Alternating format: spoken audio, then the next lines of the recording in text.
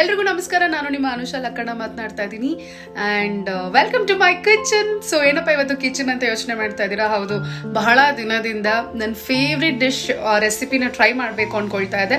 But ಈ ರೆಸಿಪಿನ ನಿಮ್ಮೊಟ್ಟಿಗೆ try ಮಾಡೋಣ ಅಂತ ಅಂದ್ಕೊಂಡೆ. It is Govan fish curry. ನನ್ನ ಫೇವ್ರೆಟ್ ಇದು.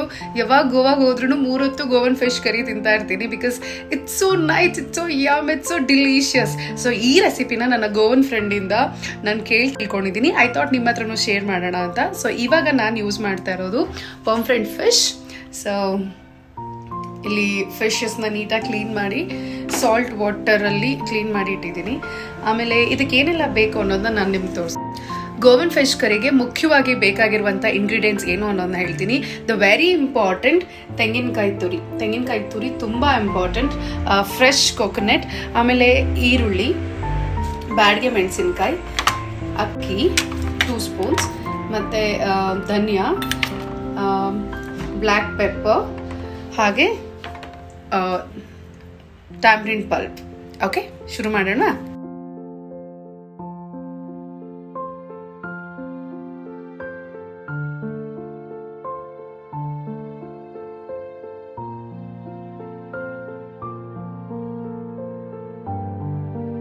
So let's start cooking. So gas on ಮಾಡಿ, ಕಡಾಯಿ ರೆಡಿ ಇದೆ.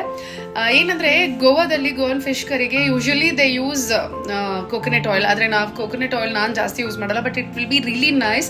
ಆದರೆ ನಾನು ಇವಾಗ ರಿಫೈನ್ಡ್ ಆಯಿಲ್ ಯೂಸ್ ಮಾಡ್ತಾ ಇದ್ದೀನಿ. ಸೊ ಫಸ್ಟ್ ಸ್ಟೆಪ್ಪು, ನಮ್ಮ ಇಂಗ್ರೀಡಿಯೆಂಟ್ಸ್ ಏನಿದೆಯೋ ಅದನ್ನು ಸ್ವಲ್ಪ ಲೈಟಾಗಿ ಫ್ರೈ ಮಾಡೋಣ. Okay, first 2 spoons of oil,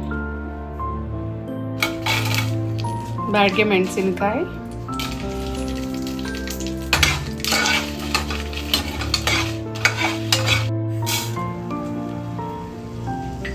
dhaniya,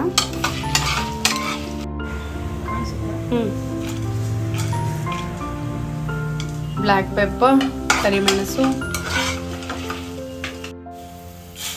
2 spoon ಅಕ್ಕಿ, ಮೇನ್ ಇಂಗ್ರೀಡಿಯೆಂಟು ಹಸಿ ತೆಂಗಿನಕಾಯಿ ತುರಿ,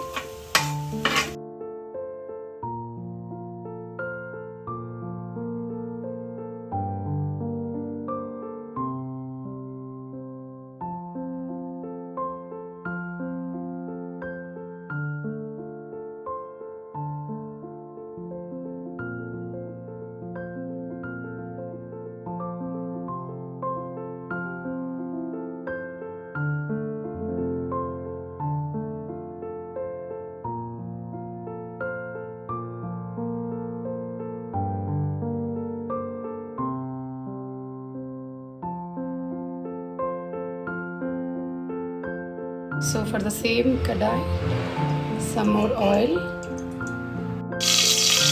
chopped onions,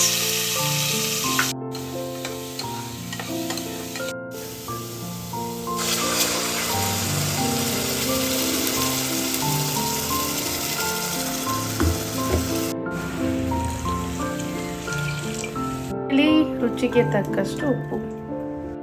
So the main thing goes in the pomfret fishes.